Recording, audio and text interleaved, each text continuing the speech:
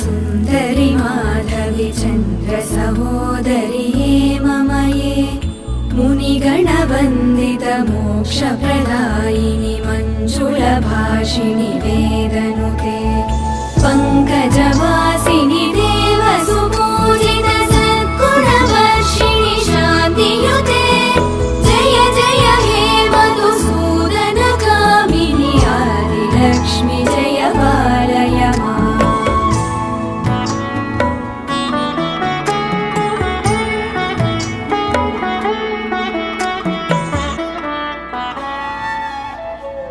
अयि कलिकल्मषनाशिनि कामिनि वैदिकरूपिणि वेदमये क्षीरसमुद्भव मङ्गलरूपिणि मन्त्रनिवासिनि